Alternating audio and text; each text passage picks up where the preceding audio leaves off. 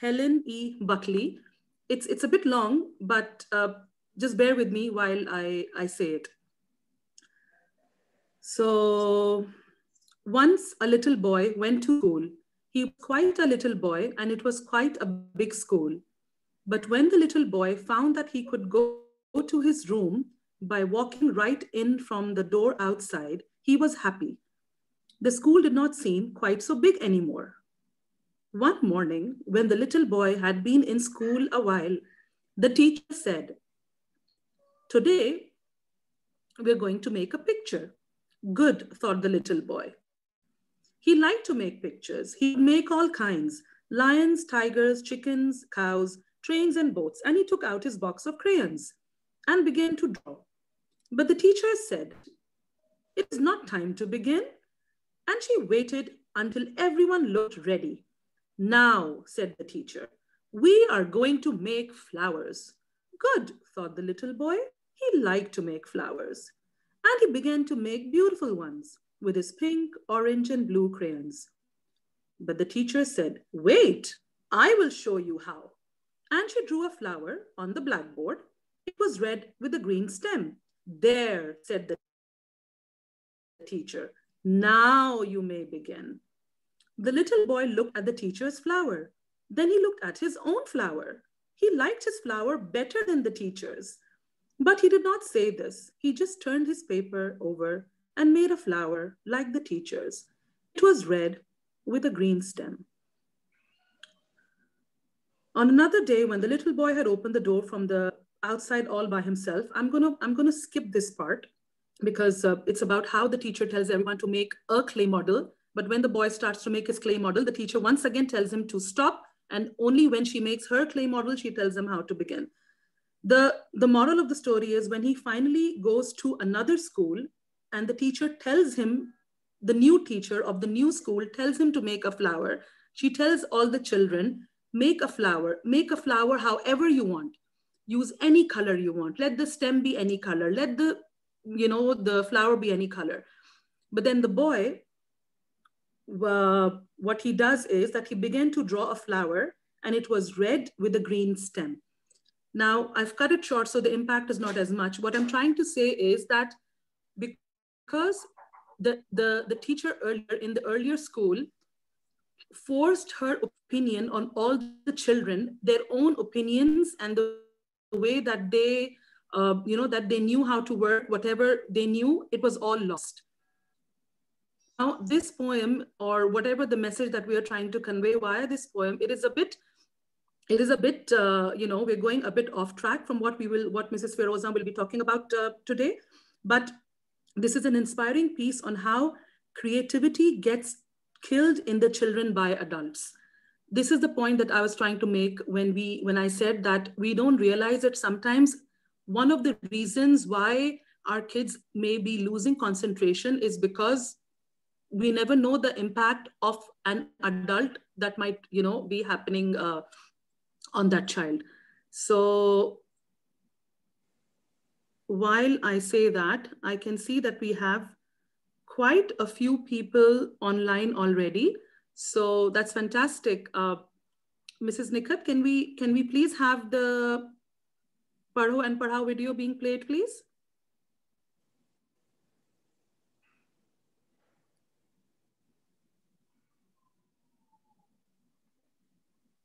Mrs. Nikat, can you hear me? Yes, I'm doing in 1 minute. 1 second. Okay, thank you. And welcome, Mrs. Farozan Warsi. Thank you so much for tuning in. We'll just wait for the Padho and Padhao video to be played, and then I will be bringing in Mrs. Farozan.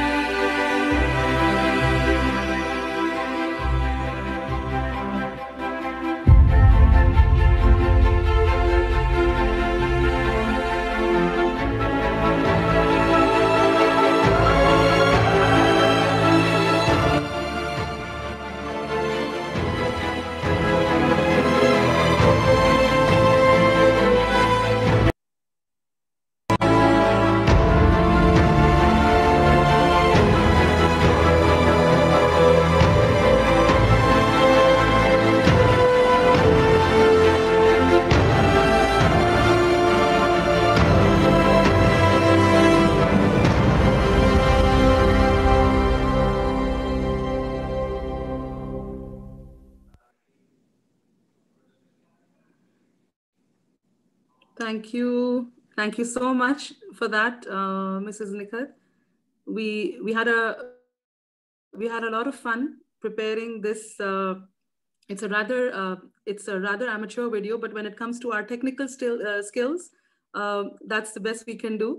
As you all know, or may not know, Parho and Parhao is a program that was founded by Mrs. Nikhat Jamil in the summer of this year. Myself, Samira Mohsin, and Mrs. Sana Junaid are co-founders. It's a cause so close to our hearts, and we try to. It all started by us enabling older students to teach younger students, and it by giving them a sort of a sense of responsibility to serve the community. I won't take too much of a screen space because I've been around for a bit now. So I'll quickly invite our very, very esteemed speaker, Mrs. Farozan Warsi. Welcome. Thank you so much. Thank you so much for tuning in, and thank you so much for agreeing to come online. And these last few weeks have been such a fantastic experience, just being in touch with you and brainstorming, and here we are today. So I'm very quickly going to, because we've been into this about a few minutes already. So just to inform everyone that Mrs. Warsi is an education consultant, Montessorian from the Associate Montessori International in Canada. She is author of recently a book. Her book was published by the name of Rehan and the Mysterious Book. She's a blogger, and we often read very, very inspiring pieces of hers on Facebook. And I know that many of you who have joined in are from. So Mrs. Warsi has a very long and commendable and fantastic association with Al-Waha School in Jeddah, Saudi Arabia. Many of you know her, and in fact, many of you who have joined today, one of the reasons she joined is when they found out that she is the speaker. It was enough to have so many of you tuning in today. So it's truly a pleasure, and a very, very warm welcome once again. Mrs. Farozan, can you hear us?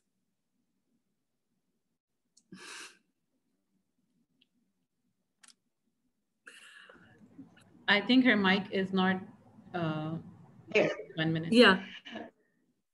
Thank you very much, Samira. Thank you, Nikha. Thank you, Sana. You are so inspiring. And my skills are very limited, but thank you very much for this opportunity. Assalamu alaikum and greetings to everyone who is here today. Welcome, we are here to talk about focus and concentration in children. Now, on the surface, that seems like a simple enough idea. But where children are concerned, I think it's very important to look a little deeper. And that's exactly what we'll do today. Hopefully you have the patience to see me through this. I'll just relate an incident to you at the beginning. I was called into a classroom once on the request of a teacher who claimed that a child had practically dislocated her arm. A child had practically dislocated her arm. I went in and I was told that the teacher repeatedly had asked this child to concentrate. Look at the board. Where are you? Concentrate. And the child was not responding as she wanted.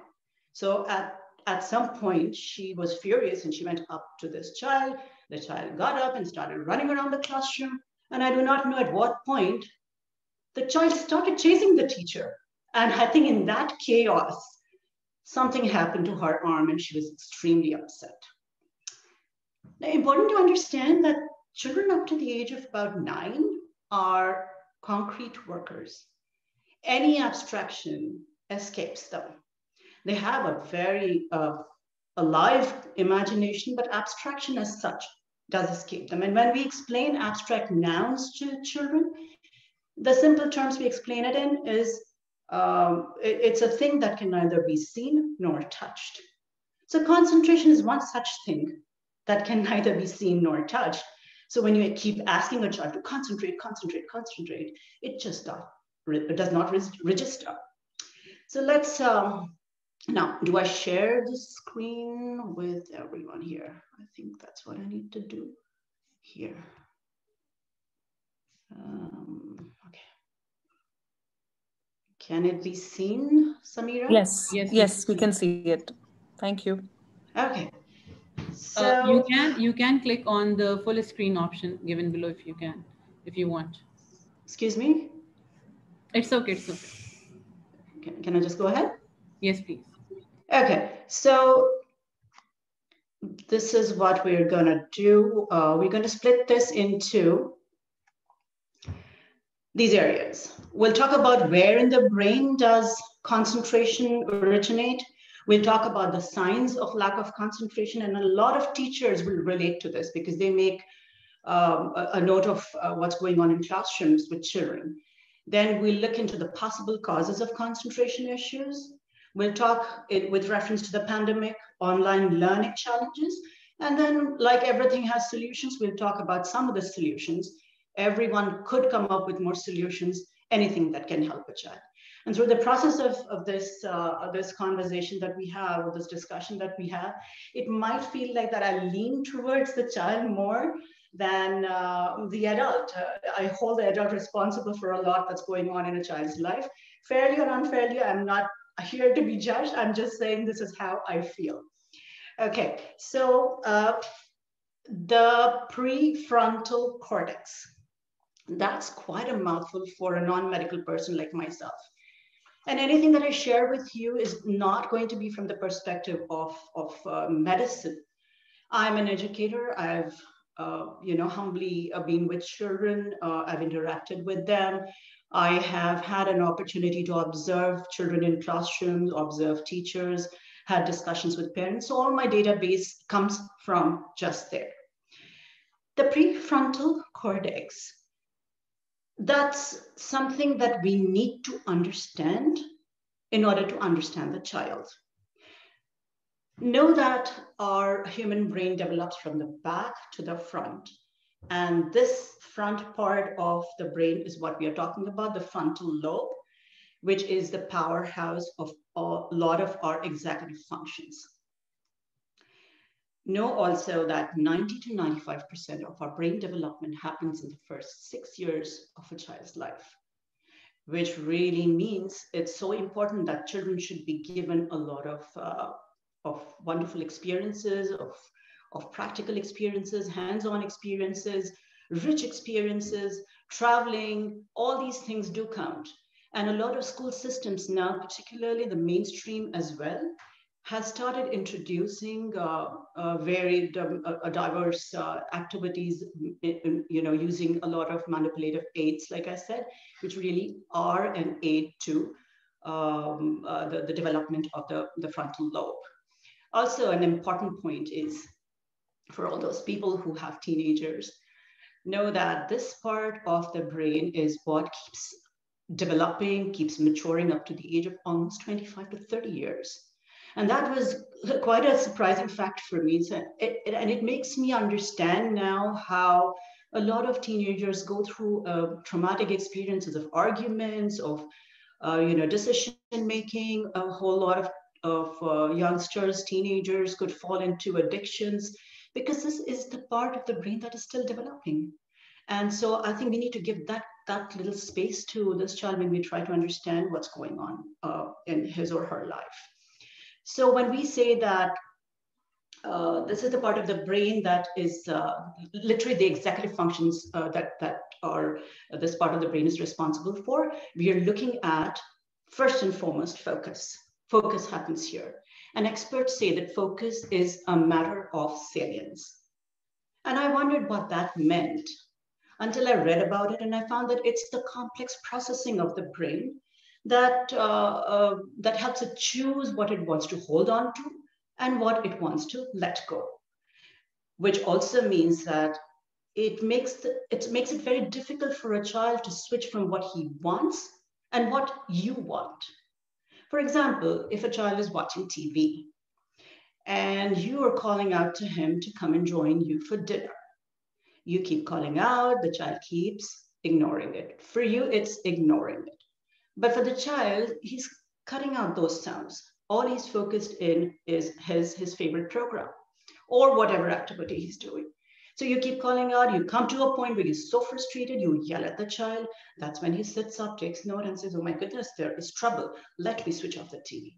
He switches it off, he goes to you.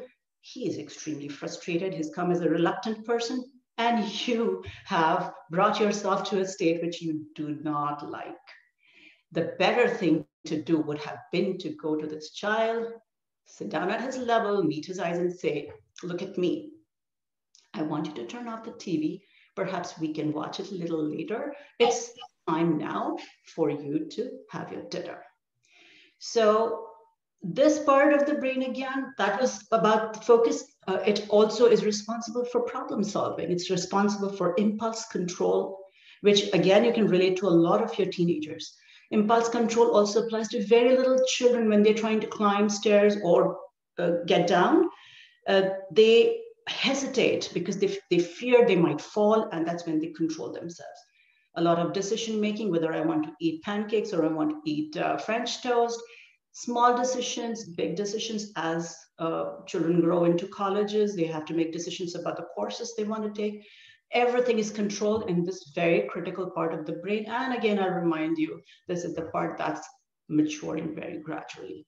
So children also reason through this part of their brain. This is the place where the setting of goals happen. Even a little baby, when he moves from crawling to walking to running, has these internal goals which are not verbalized. There is something going on inside, but those are goals nevertheless. So let's move on and have a look at the next part of our conversation here. We'll talk about the signs of lack of concentration. A lot of teachers will be with me when they hear about these things, when we advise parents about what could likely be happening in classrooms when children are not concentrating. You could see poor grades, and there could be multiple reasons for it. It's just not a lack of focus or concentration. It could be many reasons, and we'll go into that a little later. We could also see inability to follow directions or instructions. I might ask a child to do something and he might not be able to complete that. There could be two reasons for this as well. It could be that perhaps this child is not ready for more than one or two instructions. If you combine many, he might not do all of them. I might ask him to go and fetch me a piece of paper, a pencil, and an eraser from the other room, and he might come back with a pencil and an eraser, not a paper. Those are too many instructions probably for this child to follow. So that's one reason. The other reason could simply be a lack of focus. He's not really listening, he's somewhere else. Then again, you will see the delivery of any task being incomplete. Sometimes it's shabby. I might ask a child to go and fold his clothes and put them in the closet, and he might go and leave it on the bed. And if I ask him later, he just does not have any recollection of why he might have done that. You see a lot of behavior issues in schools. And then you might see aggression, you might see moody behaviors. You might also see a degree of agitation or restlessness in a child. And then you might see a reluctance to go to school. Again, there could be many reasons behind that, but literally it's very complex to really understand what's going on with a child, but these are some signs that you should be really looking into. So when they have a reluctance to go to school, it could perhaps be that he finds some teacher very stern, and she may not be, but he does. He perceives her as such, and he's reluctant to go to school because of that. He could be scared of bullies. He could be scared of using the toilet, believe it or not. There are children who are, 3 to 4 years old, perhaps, who are very scared to fall into the toilet bowl. It's funny, but it's very serious and very, very real for these small children. And that pressure, that fear might, be the cause behind why he doesn't want to go to school. A lot of children do not like going to wet bathrooms, using wet bathrooms, and that holds them back, and that becomes a stress. So, and a lot of schools will also agree with me that there is a recurrent problem in maintaining bathrooms, and children are directly affected by that, and it affects their focus and concentration. Let's move on and have a look at the possible causes of concentration issues. And these are, again, plenty of causes, but we'll just go into a few of them. We'll sort of split them into biological causes, social causes, and psychological causes. So what could be the biological causes? You might see children who do not sleep very well could likely be lethargic in class, could probably keep falling back falling down on their books, asleep, or they might be yawning, just the movements are not quick enough. So those are signs that the child hasn't really slept well. And reasons behind poor sleep could be many again. It's possible that through the process of the day, there have been things that have happened in the school that have upset him. Perhaps he's felt embarrassed about something, perhaps he's been in a fight, and that sits as a major problem in his head.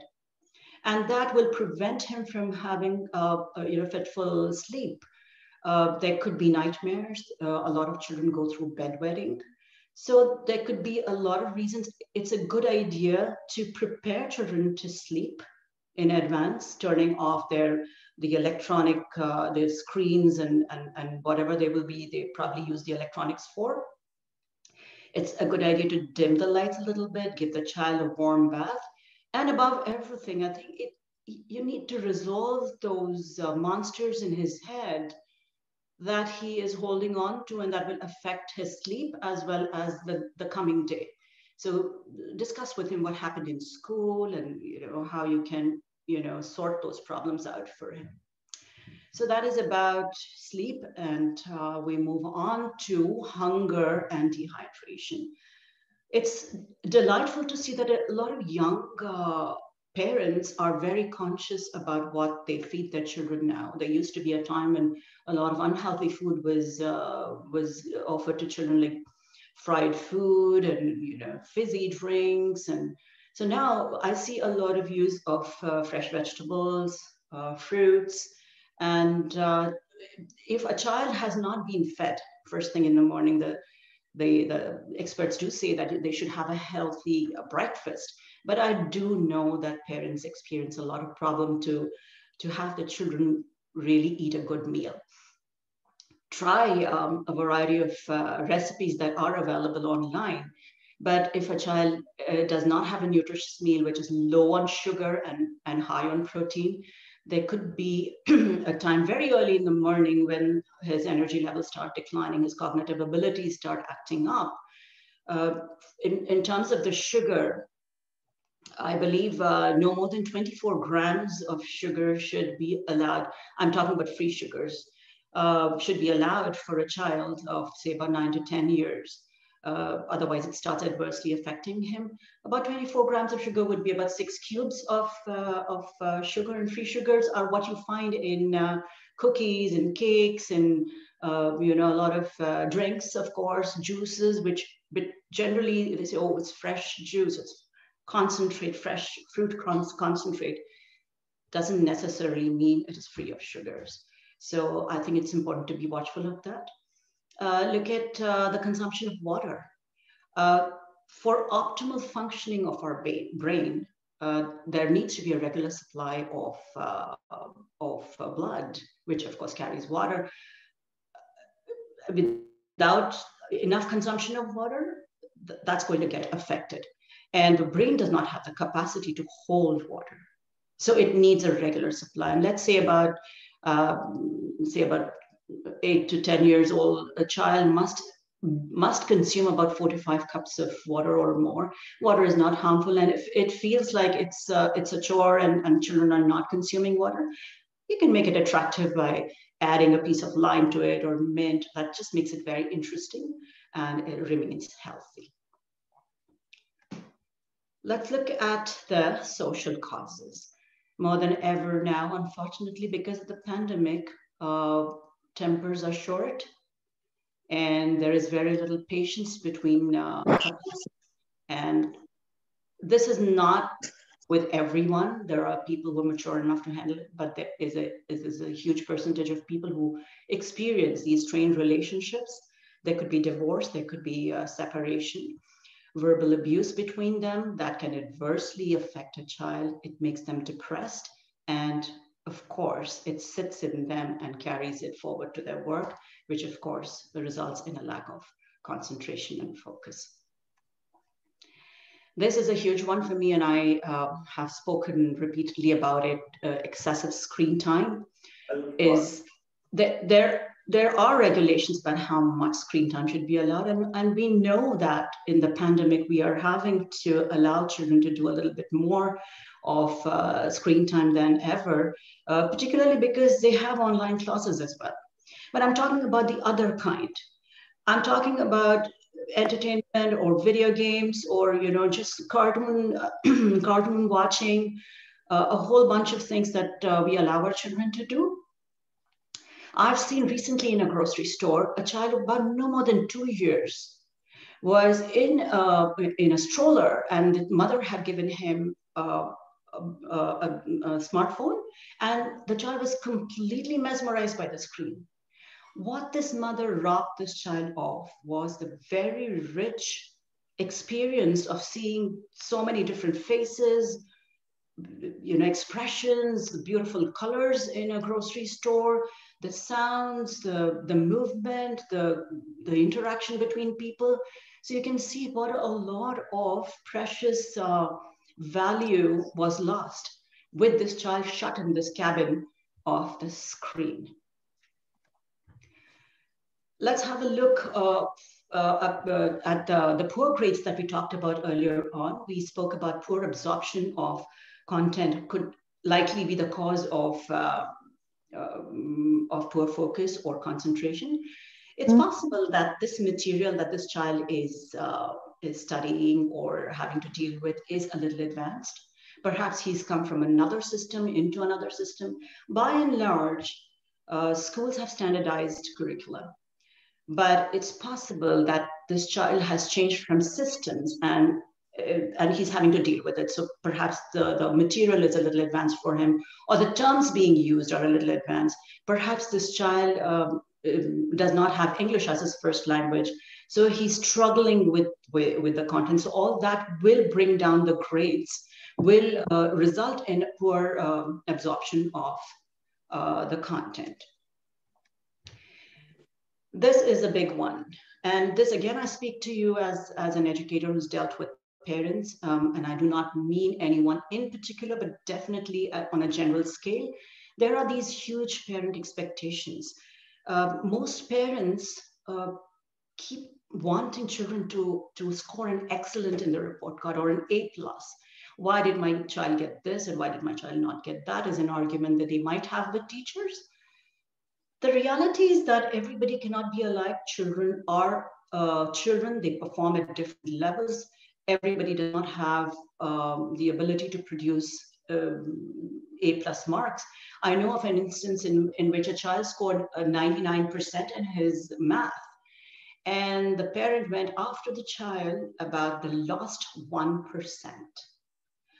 How discouraging could that be for this child? But really, those are the expectations, and the sooner we get out of our denial, the better it is, because through our body language, sometimes through verbally perhaps, we do convey to the child that you're not happy with what he has produced. I think that should be really looked at very carefully.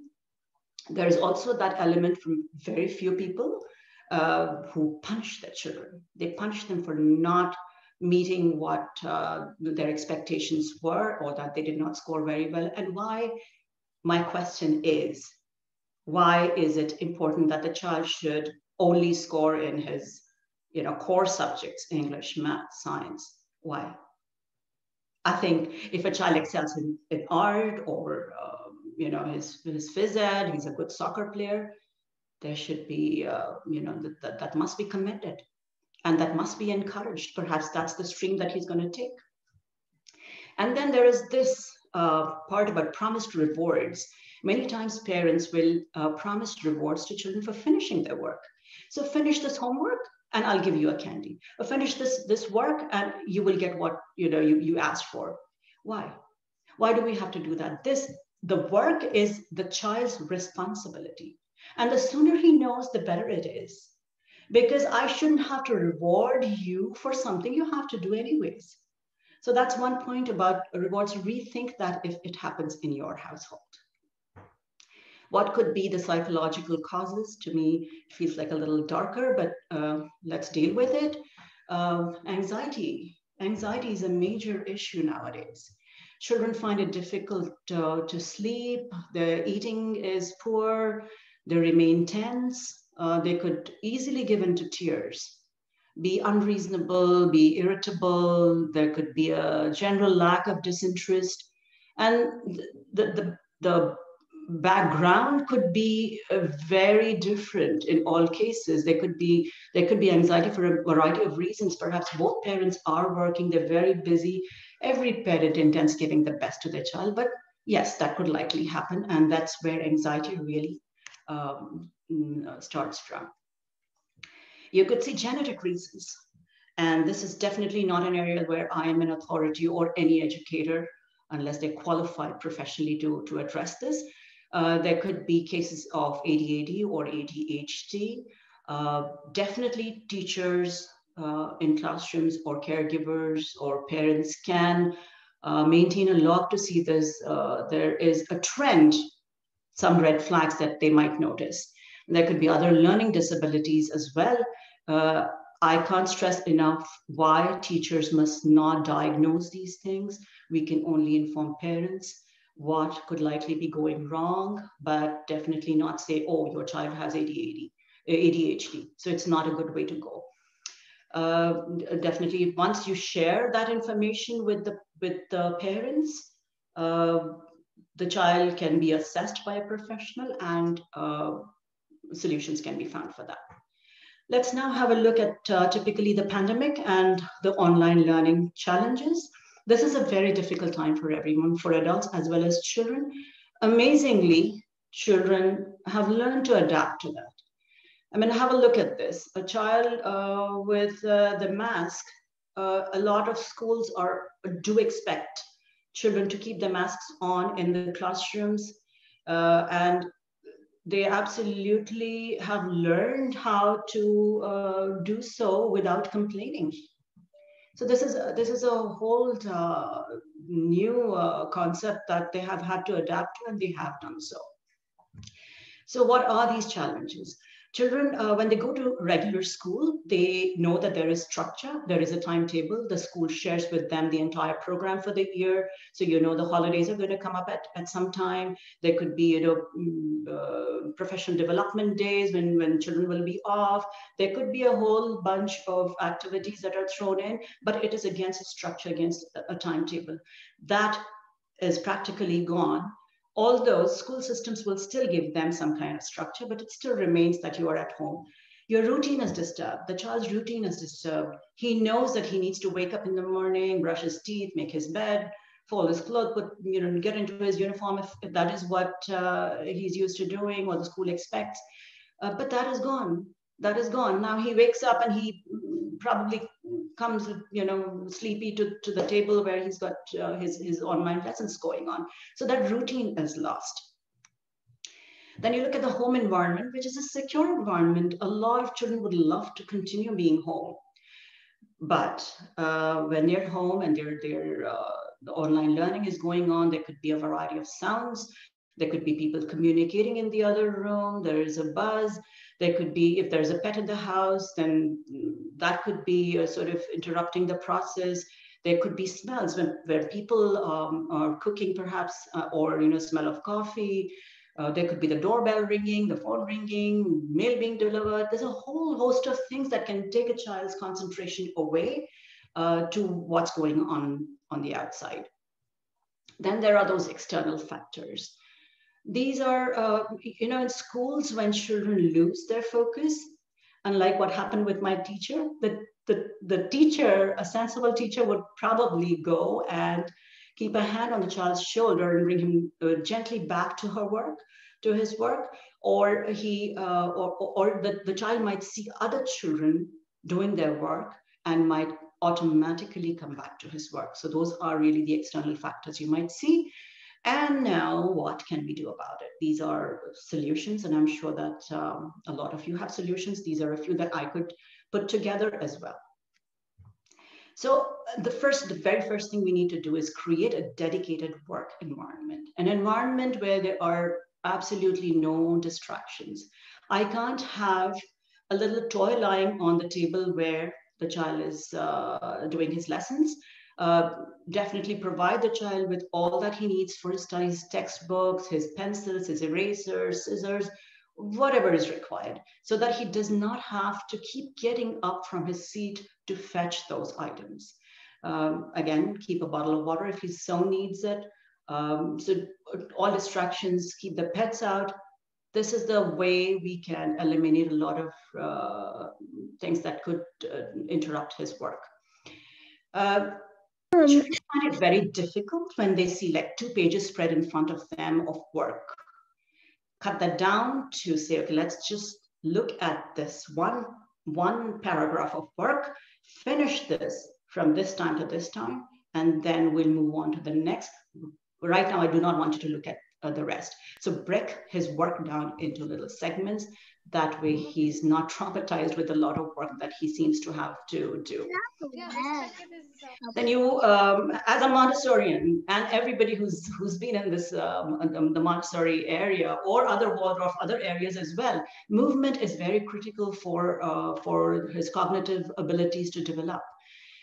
Children cannot remain in one place. Even a little baby needs to kick his hands and legs, and that is a process through which he's building his frontal lobe.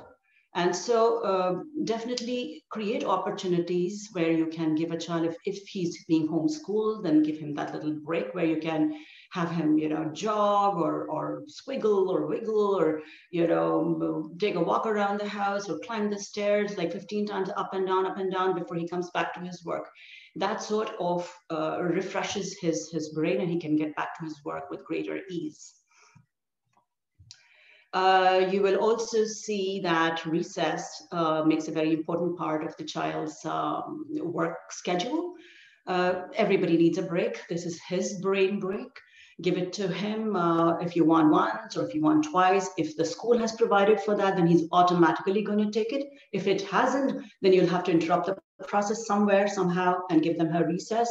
And recess is really not about only eating a snack or lunch, which will definitely have to be done, but it's about, taking a break from the usual and doing something that the child really enjoys.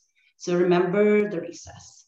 The internet connection has to be good, of course. There can't be, reconnection issues constantly where the child keeps losing focus.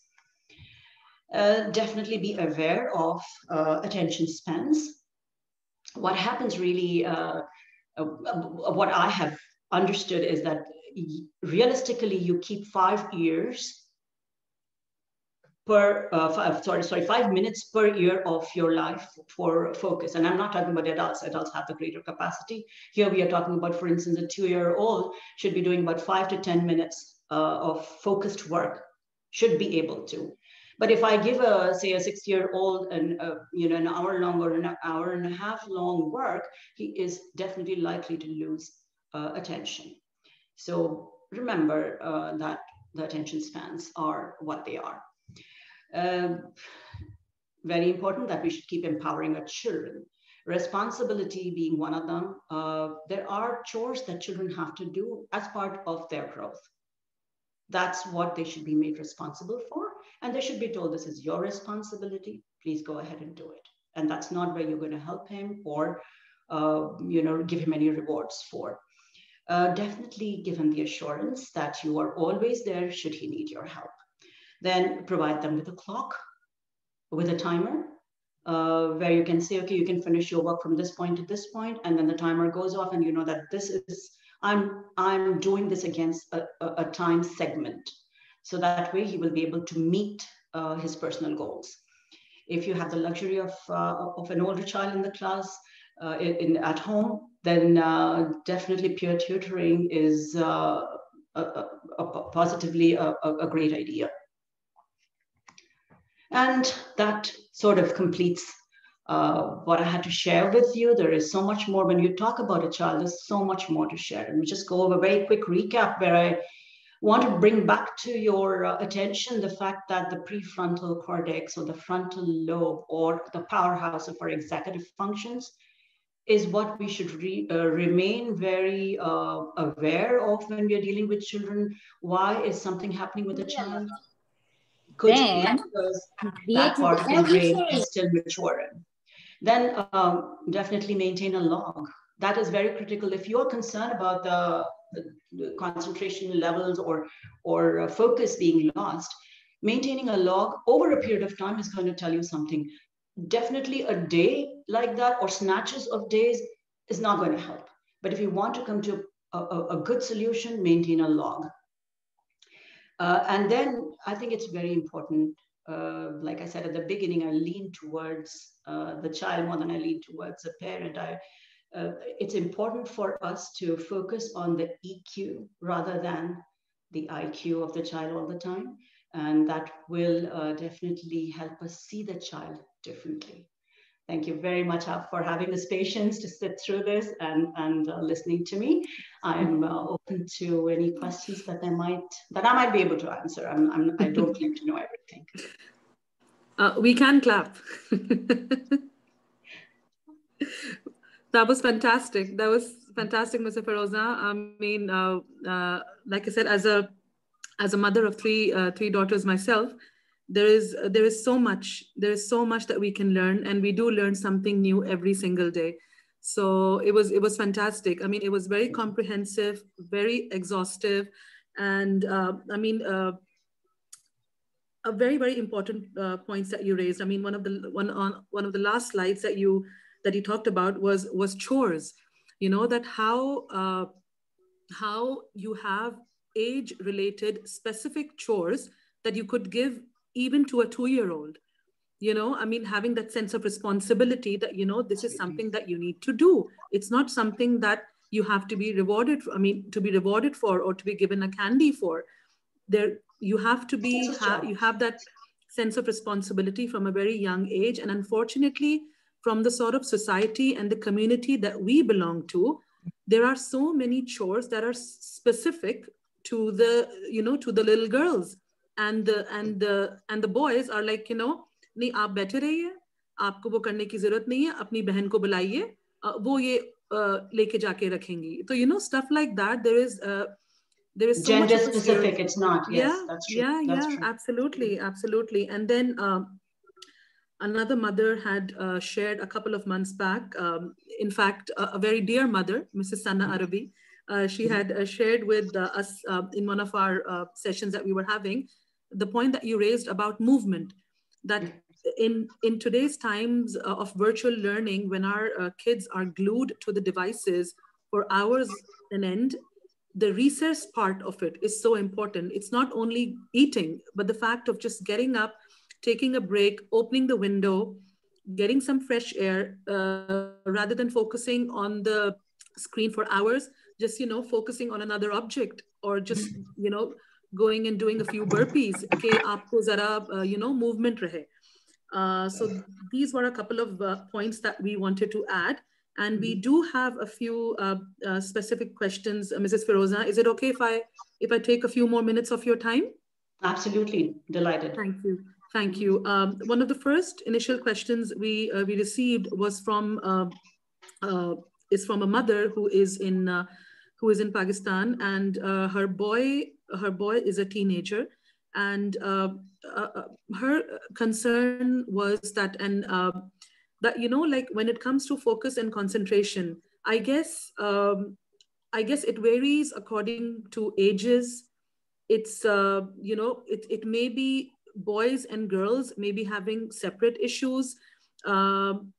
So is there a generic rule of thumb that we can follow, or would you have any particular advice to be given, you know, to boys who are teenagers or olders who, you know, who are really into, you know, the gaming gaming has become a huge deal, and the kids may be more hanging on to the devices for longer.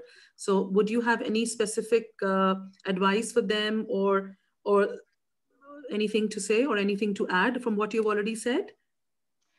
No, I think it's important really to see where this child is, and important to understand that if that is his executive functions are still under construction, you could likely see these things happen. But there is really no set pattern or a generalized format against which you say, okay, no, this is a 16-year-old and he should be focusing this much.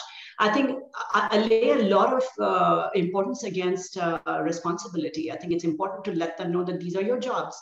Make sure you do it. Doesn't matter if you are, gaming, find the time to finish this and you may do what you like. So if you accommodate, it should not be that, do it my way. This is my way. This is what I want you to do. Understanding the child's perspective as well, to know that he's being heard, will make a difference. So there is really no quick solution to getting a child to focus on his work. Like I said, maintain a log to see why, and we've discussed a variety of causes that could be interrupting that. So I think that needs to be borne in mind. Thank you. Thank you so much. Another question that we received is from a mother who says that my son is 3.5 years old. He hasn't started speaking in sentences yet. He just says a few words and doesn't interact much. He's going to nursery but plays on his own there. Doesn't involve himself in group activities. He remains occupied in a single activity for a long time as if he is obsessed with it. We are going to start speech therapy. Kindly advise. Is this something outside your remit? I mean, what would you have any advice for this mother? Well, this is really the responsibility of professionals who can advise you about that. And all I can say is that the human brain has mysterious ways of development, and many times there could be delayed responses. In my blogs, I've talked about how a child was quiet for a long period of time, and suddenly one fine morning she burst out, and there was literally a language explosion. So these things can be seen, but I wouldn't want to advise this mother about anything. I think it's important to take the advice of professionals if that is a need, but be understanding, be patient, and continue with your efforts with communicating. If there's very little language happening between individuals and the child is not hearing enough language, perhaps that could be affecting the child as well. So make sure that quality language, good language is spoken, and the child gets to hear a lot of that.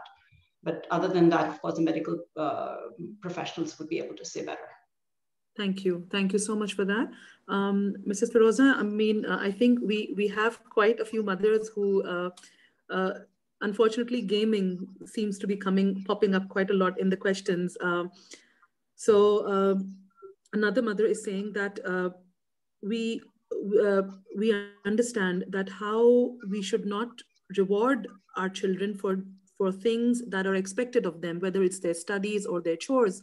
But if we do not reward them, how about depriving them of something? Like they're so obsessed with their devices, and if there is something that we expect them to do, and if they're not doing that, then shall we take away their devices when we know that they will be using those devices to either go on to sites like Amazon or gaming or chatting with their friends?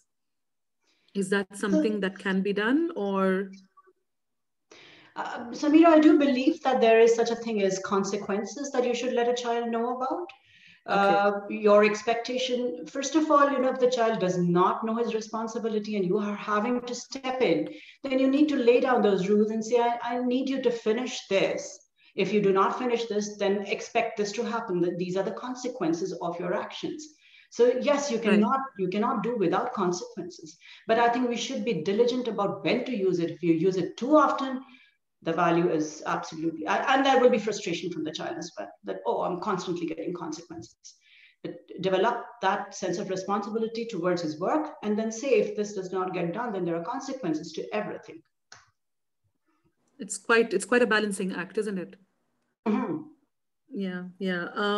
I think we've had so these are a couple of questions which may be uh, when we talk about screen time. I remember we had contacted, we had been in touch with a neurologist, a pediatric neurologist in our previous sessions, who had told us that, you know, ideally a child should not be on the screen for not more than an hour, you know, at once. And now we have these virtual learning education, or these everything is online, and children are on the screen on an, you know, for hours. So what from an educator's point of view, how do we structure this? I mean, so luckily for me, my girls, they do all of their sessions are not live Zoom sessions, you see. So there are certain sessions which are live Zoom sessions, and then you've got these tasks which the children can complete on their own, you know, independently. But then we have kids who are online for, like, you know, for hours. So what do we do? I mean, you know, we have to attend those classes, but I guess I'm answering my own question. I think that's where the recess is more important, isn't it? That we have to have some sort of break in the middle so that the child is not exhausted. Exactly. And if this is controlled by the school, the online sessions are controlled by the school, you do not have a handle on that, because that is set by the school, and that structure will come from the school. We have to learn to distinguish between entertainment and work that needs to be done. Unfortunately, Yes. because of the pandemic, we are having to do Yes. these online sessions. Otherwise, the child would probably be in his own environment where learning is happening. The one important point that I like to make here is, you know, it's a very commercial world we live in. So there are a lot of games that are promoted that they might claim that those are educational material, and a lot Yeah. of people will just fall for that because there is nothing educational about it. Now look upon this as, you know, if I were to give a child a book to read, he will be able to exercise his imagination, will be able to imagine the scenario, the kind of clothes the character is wearing. You know, the imagination is very, very sharp there. But the moment you put this child in front of the TV with the same content, and you see that everything is sort of pre-cooked, you see the, you know, the entire scene created for you, the child does not have a need to exercise his imagination at all. So that is so killing.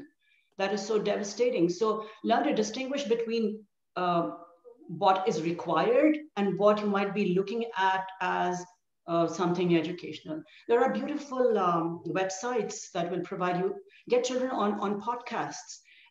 There is Julie's Library, if you've heard of that, Julie Andrews' Library. And they have beautiful books for children, which require listening rather than seeing. Looking. So they are away from the screen. They're focusing on what's being said, and then you can do a lot of questioning after that. You can say, so what did you understand by that? Or there's a whole bunch of things that can be done. There are many sites like this. If you remember initially, Mrs. Farozan, a podcast was one of the things that we were initially talking about, but so our reasons were totally different, right? So our reasons were, no, we did want to have a look at your beautiful face. So podcast was not a choice for us. You're very kind. Okay, so I would like to bring in our founder, Nikat Jamil. Nikat, please आइए और आप Nikat, are you there? मैं हूँ यहाँ पे. अस्सलाम वालेकुम. Thanks everyone for joining this session, और बहुत बहुत शुक्रिया मिसेस फरोज़ा. बहुत ही ज़बरदस्त सेशन. और आई थिंक कि सबसे ज़्यादा आजकल जो प्रॉब्लम हमें फेस करना पड़ रहा है, and also being a teacher हमें जो फेस करना पड़ रहा है, और आपने इस चीज़ से बहुत डिस्कशन किया. एक चीज़, बल्कि मेरे 2 सवाल हैं, आप प्लीज़ इसको जवाब दीजिएगा. नंबर 1 ये कि हमने अभी हम चैट में देख रहे थे कि स्क्रीन टाइमिंग के बारे में बात हो रही थी. मदर्स जो कि ख़ुद इंक्लूडिंग माई सेल्फ, जो कि हम हर वक्त मोबाइल पे ख़ुद होते हैं, हम अपने बच्चों को किस तरह से रोक सकते हैं? यानी मुझे ये बहुत अनजस्टिफाइड लगता है कि हम कंप्लेन तो कर रहे होते हैं, लेकिन हम खुद भी जो है वो वही काम कर रहे होते हैं, क्योंकि of course kids learn from us. और सेकंड मेरा क्वेश्चन मेरे जहन में आया ही था और इत्तेफाक से हमारे ग्रुप में किसी ने कहा भी कि मेरी बेटी ने जो है वो यूट्यूब चैनल बनाया है. I really appreciate the hard work the kids are putting in to promote something. लेकिन हमारा जो ये एक ट्रेंड अब चल चुका है कि हम मतलब बच्चे जो हैं वो यूट्यूब चैनल बना रहे हैं और उसको प्रमोट करने के लिए, और ऑफ कोर्स ये बड़ा एक अट्रैक्टिव चीज़ बन चुकी है, चाहे वो मॉनेटरी टर्म्स में हो या लाइक्स आ रहे हैं या कमेंट्स आ रहे हैं, तो हम अपने ही बच्चों को इसी चीज़ पे प्रमोट कर रहे हैं.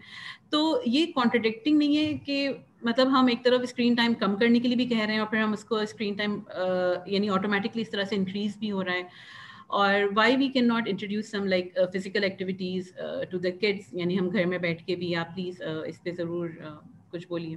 Thank you. पहली बात आपने, you spoke about screen time yourself. So the first step we can do is stop looking at the phone ourselves. I remember asking my grandson, what is it that you do not like about your parents? So he said, I do not like that my father is on the phone all the time. His job requires him to be on the phone. So there's nothing he can do about that. So, but the child perceives it as the father being on the phone all the time. So we have to learn to distinguish between, work time. It's difficult. I know it's very difficult, and I'm not blaming anybody for doing that. But many times while we are interacting with children, we find that we are, okay. Whatever you're saying, I'm listening, but you're not really listening because you're on the phone. Then the other question was about the YouTube channels. I think bear in mind always that technology is not going anywhere. It's not, that's the thing of the future, we know. But also very real is the fact our physical existences are what they are. They're not technology. So we have to take care of this as well. So perhaps, yes, you can allow children to do, YouTube work, provided the content is of value. Look at what they are doing, and it might be of help in the future. But without those controls, without really vetting what they are doing, there could likely be trouble. And your third question was, can you just remind me, what was that? You had a third question. नहीं, मेरा सवाल बस यही था कि of course की technology की आपने बात की और this is how it's going, लेकिन बस नहीं, मैंने फिजिकल एक्टिविटीज़ का कहा था कि that we should now introduce physical activities at home to reduce. We should. There's a whole host of things you can do at home. We know that we have very limited. Children are not able to go out. They're not able to interact with their friends. But within the home, and this is a huge commitment for parents, for especially the ones who are working on jobs that are, there's a commitment. It's very difficult for them to devote that kind of time. But I'm a great advocate of a timetable that you can work against. So if I do have to do that, sometimes we might be on the phone for 25 minutes and we don't realize that's the time that's lost. It could just be checking our mail, checking our, WhatsApp messages. But if I were to use those 25 minutes to plan some kind of a physical activity for this child or something imaginative, then it would be more rewarding. So first step is to stop ourselves from being so involved in screen time ourselves. Absolutely. It's a tough one, isn't it? It's a tough one. I mean, we're so addicted to not only our phones, but to the screen, to social media, to Netflix. I mean, if we are so addicted ourselves that every minute to WhatsApp, right? To WhatsApp. Yes. I mean, every minute we want to know what's happening where, then, after all, they're children. And it doesn't let you go. If you set it aside, then it'll ping and it'll remind you there's a message. It just doesn't let you go. You have to learn to set it away. Keep it in another room, put it on silent, whatever. But I think if you want to raise children who are conscious, and above everything, this focus and concentration issue, a lot, it seems to me, is the adult's problem rather than the child's problem. Yeah. There's another question we have. I think it's a bit similar to what we were talking about earlier, that how important it is to strike a balance, not to be either too strict or to be too lenient, right? So a mother is asking that, are there any key factors we should bear in mind when we set the rules of the house? I mean, and it sort of comes back to the point that we were just discussing. I guess that when we are setting rules of the house, then the rules that apply to the child should be applied on us as well. If we are Absolutely. telling, right, if we are telling our kids to limit their screen time, then let's do that ourselves. And if we are encouraging the kids to play, then maybe join them when they are playing ball or whatever, or board games for that matter. There are so many things that we can do with the children. Definitely, I would agree with that. I think we cannot be hypocritical where, it's okay for me to do it and not okay for the child to do it. And children nowadays are smart enough to make comments about that. Well, you do it, why can't I do it? That's the way they go. The other one more important point that I'd like to make here, Samira, is as parents, as caregivers or parents, basically, we have to stop being in denial of certain weaknesses a child might be experiencing. Yeah. In schools, particularly when teachers report to you that a child's behavior is poor and it needs attention, I have come across a lot of people who will say, no, there's nothing wrong with him. It's the teacher. She doesn't know how to handle the child. First, to criticize the teacher in front of the child is the first crime that we might be committing. Doesn't matter what. Don't criticize the teacher in front of the child. Secondly, if you continue to be in denial, you can never help the child. I had a parent once who constantly said that your teacher does not know how to handle my child. It's your teacher's fault. It's your teacher's fault. Until we came to a point where I told him, I said, if you are not going to get real about the problem this child is experiencing and deal with it, we will not be able to help the child. So from now, perhaps you are in charge. I'm not going to say anything about it. And that's the thing. He did a little bit of thinking and came back and said, yes, you are right. There is a problem. And if you could work with me. And that drastically shifted the pendulum the other way. Yeah. It's not being denied. Be real. Absolutely. I think for mothers and parents, that's just the easiest thing, isn't it? And that's the easiest thing. I mean, unfortunately, I've seen. So you see, another drawback of having these devices and WhatsApp groups. There are these gangs. These mommy gangs. That we have. I mean, unfortunately, everything is just being discussed all the time on WhatsApp. I mean, there are a lot of benefits of that because, many times you learn what was taught in class, what is not being taught, but many times we're just being so critical of the educators who actually have a very difficult part to play. I mean, these are unprecedented times for everyone, right? For the educators, for the parents, for the teachers. I mean, it has to be done. We have to handle this collectively. It can't be, by naming and shaming or by pinpointing fingers at anyone for that matter. Absolutely. And we all make mistakes, Samira. Let's face that. Even teachers will make mistakes. But just discussing them and further discussing them in front of your child will make him lose confidence in her. Or him, whoever's teaching him, right? So I think that is an aspect that needs some degree of thinking. Definitely remaining in denial is going to harm the child if there is a problem. If there is actually a medical problem, definitely you need to go and see a professional. But if it is not, if it has to do with his basic learning issues, and if the teacher is reminding you about that, then get real, accept it, and learn to work with the teacher so that your child can develop better. Fantastic. Thank you so much. Okay, one last question.